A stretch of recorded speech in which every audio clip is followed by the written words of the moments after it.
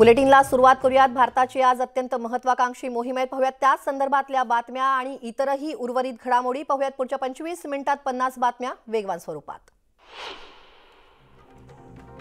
भारताची अत्यंत महत्त्वाकांक्षी मोहीम चांद्रयान-3 आता फक्त एकच पाऊल मागे आहे। आज संध्याकाळी 6:04 चांद्रयानाचं सॉफ्ट लँडिंग होणार असल्याचं इस्रोकडून सांगण्यात येत आहे। त्यासाठी इस्रोचे जे शास्त्रज्ञ आहेत ते तयार आहेत। विक्रम लँडरची जी स्थिती आहे ती स्थिती पाहून या यानाचं चंद्रावरती लँडिंग करण्यात येणार आहे। त्यामुळे चंद्राच्या दक्षिण ध्रुवावर कोणत्या महत्त्वाच्या बाबी आहेत याचा शोध आता भारत लावणार आहे। भारताची चांद्रयान-3 मोहीम यशस्वी व्हावी याकडे प्रत्येक भारतीयाची नजर लागली आहे। मुंबईत चांद्रयान मोहीम यशस्वी होण्यासाठी होम हवन करण्यात आलंय।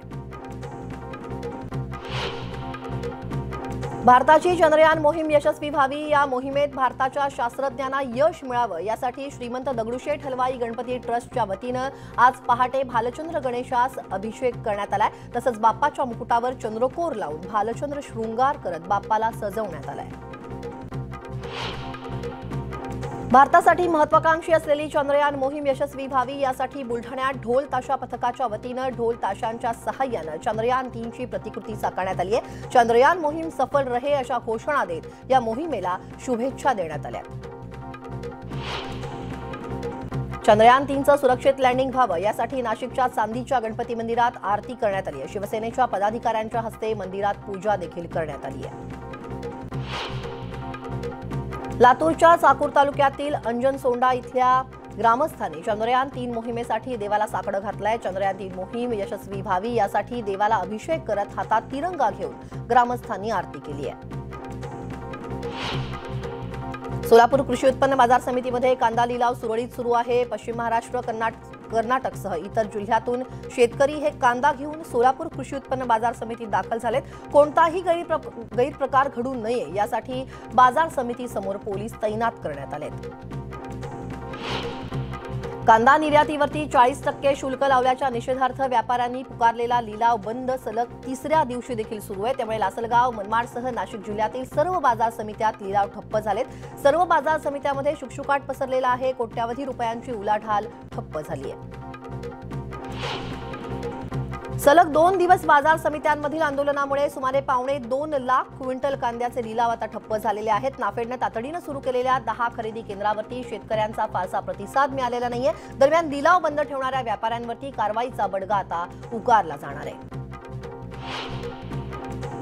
कांद्यावर 40% निर्यात शुल्क लागू केल्याच्या निषेधार्थ 2 दिवसांपासून नाशिक जिल्ह्यातील कांदा लिलाव हे ठप्प आहेत। आज सकाळी केंद्रीय राज्यमंत्री भारती पवारांनी जिल्हाधिकारी कार्यालयात एक बैठक बोलावली आहे आणि या बैठकीला कांदा व्यापारी, शेतकरी प्रतिनिधी, नाफेड आणि सरकारी अधिकारी उपस्थित राहणार आहेत। लिलाव बंद असल्यामुळे 2 दिवसात जवळपास 45 ते 50 कोटी रुपयांचे व्यवहार ठप्प झालेत।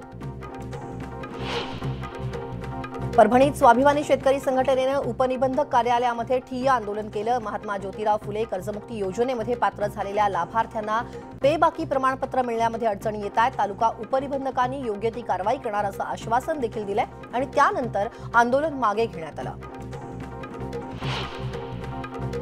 परभणी जिल्ह्यातील झरी आणि टाकळी या महसूल मंडळामध्ये मागील 21 दिवसांपासून पावसाने दडी मारली आहे। पावसाअभावी या भागातील पिकं सुकून जात आहेत। त्यामुळे त्वरित पंचनामे करून शेतकऱ्यांना भरीव मदत द्यावी अशा मागणीचं निवेदन शेतकऱ्यांनी जिल्हाधिकाऱ्यांना दिलंय।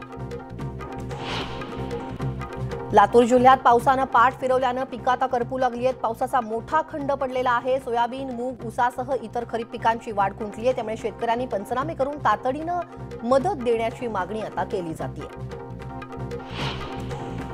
धुळे जिल्ह्यातील कापूस उत्पादक शेतकरी दुहेरी संकटात सापडलेत। गेल्या 1.5 ते 2 महिन्यांपासून जिल्ह्यात पावसानं दडी मारली आहे आणि त्यातच आता पावसाअभावी कपाशीवरती लाल्या रोगाचा प्रादुर्भाव झालाय। त्यामुळे प्रशासनानं नुकसानीचे पंचनामे करून मदत द्यावी अशी मागणी आता कापूस उत्पादक शेतकऱ्यांनी केली आहे। नंदुरबार जिल्ह्यातील उंटावत गावातील सूतगिरणी प्रशासनाविरोधात कामगारांनी आता आंदोलन सुरू केलंय। कामबंद आंदोलन सुरू केलंय। कामगारांना 6 वर्षांचा पीएफ मिळावा, सोबतच बोनस, दवाखाना, कॅन्टीन आणि पिण्याच्या पाण्यासारख्या मूलभूत सोयी सुविधा मिळाव्यात यासाठी हे आंदोलन करण्यात आलंय। उल्हासनगर शहरातील ज्या शाळा आणि महाविद्यालयांच्या पाट्या इंग्रजीमध्ये आहेत त्यांना मनसेच्या विद्यार्थी सेनेनं आता इशारा दिलाय. या सर्व पाट्या मराठीत कराव्या अशी मागणी मनसेने उल्हासनगर महापालिका आयुक्तांना केली आहे. यासाठी मनसेकडून 15 दिवसांचा अल्टिमेटम देण्यात आलाय. वरळी प्रो गोविंदा संदर्भातली ही बातमी आहे. 31 ऑगस्टला मुंबईतल्या वरळी प्रो गोविंदा स्पर्धेचा थरार रंगणार आहे आणि या गोविंदा स्पर्धेसाठी अंतिम 16 संघांची निवड देखील करण्यात आली आहे. या स्पर्धेचा थरार दाखवणारा ट्रेलर लॉन्च करण्यात आला आहे. छत्रपती संभाजीनगर शहरामध्ये डेंग्यूनं डोकं वर काढलं आहे. दर 2 दिवसाला एका रुग्णाची आता भर पडतीये. त्यामुळे आरोग्य यंत्रणा खडबडून जागी झाली आहे. जनजागृती मोहीम राबवली जातीये आणि नागरिकांना आरोग्याची काळजी घेण्याचं आवाहन आरोग्य प्रशासनाच्या वतीनं करण्यात येणार आहे. अमरावती जिल्हा परिषदमधील 120 पैकी तब्बल 84 अधिकारी आणि कर्मचारी सेवा प्रवेशोत्तर परीक्षेमध्ये नापास झालेत. वेतनवाढ आणि पदोन्नती ही परीक्षा घेण्यात आलेली होती, मात्र परीक्षेचा निकाल केवळ 23%च लागलाय आणि अधिकारी आणि कर्मचाऱ्यांच्या कार्यपद्धतीवरती आता प्रश्नचिन्ह निर्माण झालंय. अहमदनगर महानगरपालिकामध्ये मागील आठवड्यात राज्य सरकारनं 15 कोटींच्या निधीला स्थगिती दिली आहे. तर जिल्हा नियोजन मंडळातून महापालिकेला दिला जाणारा जो निधी आहे तो निधी सुद्धा रखडल्याची माहिती मिळते. राजकीय दबावातून हा निधी थांबवला असल्याचा आरोप केला जातोय. नाशिकच्या नांदगाव इथं शिक्षकांच्या मागणीसाठी विद्यार्थी रस्त्यावरती उतरलेत आणि त्यांनी पंचायत समितीवरती मोर्चा काढलाय. ठिय्या आंदोलन केलंय. इयत्ता 7वी साठी 7 शिक्षकांची गरज असताना फक्त 3 शिक्षक असल्यामुळे विद्यार्थी थेट रस्त्यावरती उतरलेत. तर लवकरच शिक्षक देऊ असं आश्वासन अधिकाऱ्यांनी विद्यार्थ्यांना दिलंय. वाशिमच्या जिल्हा कारागृहात क्षमतेपेक्षा अधिक कैदी असल्याचं उघडकीस आलंय. या कारागृहात 200 कैद्यांना ठेवण्याची क्षमता आहे, मात्र क्षमतेपेक्षा 31 कैदी हे अधिक आहेत. मनसुख हिरेन हत्या प्रकरणातील आरोपी असणारे माजी पोलीस अधिकारी प्रदीप शर्मांना सर्वोच्च सुप्रीम कोर्टानं मोठा दिलासा दिलेला आहे. कोर्टानं प्रदीप शर्मांना नियमित जामीन मंजूर केला. याआधी आजारी पत्नीला भेटण्यासाठी त्यांना 3 आठवड्यांचा अंतरिम जामीन देण्यात आला होता.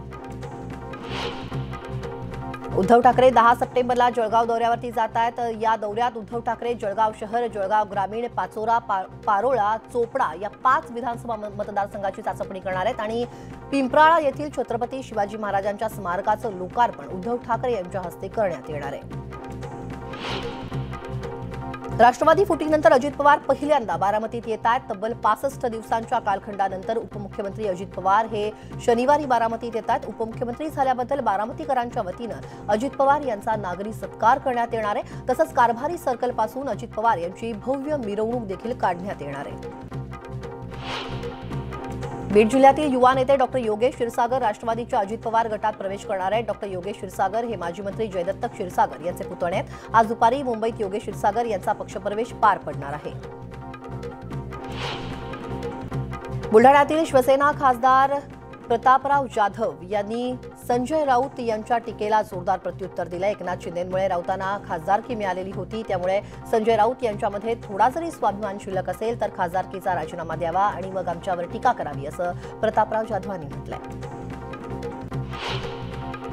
महाविकास आघाडीची आज मुंबईत बैठक होणार आहे. शिवसेना ठाकरे गटाचे पक्षप्रमुख उद्धव ठाकरे, राष्ट्रवादी काँग्रेसचे अध्यक्ष शरद पवार यांच्यासह महाविकास आघाडीचे सर्व नेते ग्रँड हयात या ठिकाणी उपस्थित राहणार आहेत. 31 ऑगस्ट ते 1 सप्टेंबर या दिवशी इंडिया आघाडीची बैठक मुंबईतील ग्रँड हयात हॉटेलमध्ये पार पडणार आहे. त्यापूर्वी महाविकास आघाडीच्या सर्व महत्त्वाच्या नेत्यांकडून या तयारी संदर्भात आढावा देखील घेतला जाणार आहे. हिंगोली ते कन्हेरगाव नाकाकडे जाणाऱ्या राष्ट्रीय महामार्गावर डिझेल वाहतूक करणाऱ्या टँकरचा अपघात झालाय. टँकर चालकाचं नियंत्रण सुटलंय, त्यामुळे हा अपघात झालाय. यामध्ये सुदैवानं कोणतीही जीवितहानी झालेली नाहीये, मात्र हे डिझेल पळवून नेण्यासाठी नागरिकांनी झुंबड केल्याचं पाहायला मिळालं. जळगावच्या बोदवड तालुक्यातील कोल्हाडी इथं भरधाव ट्रकनं दुचाकीला धडक दिली. या अपघातात जिल्हा उपनिबंधक कार्यालयात जाणाऱ्या कोल्हाडी येथील सचिव पंजाबराव बोरसे यांचा मृत्यू झालाय. ऑनलाईन ॲपवरती मुलींचे फोटो टाकून असं सांगून मुली पुरवण्याच्या नावाखाली नागरिकांना गंडवणाऱ्या चौघांना कोपरखैरणे पोलिसांनी ताब्यात घेतलंय. या कारवाईमुळे ऑनलाईन पैसा व्यवसायाच्या रॅकेटचा देखील भांडाफोड झालाय. या बातम्यांसह या बुलेटिनमध्ये वेळ झाली एका छोट्याशा ब्रेकची. एका छोट्याशा ब्रेकनंतर अगदी लगेचच परत येतोय, तेव्हा कुठेही जाऊ नका. पहा फक्त न्यूज 18 लोकमत.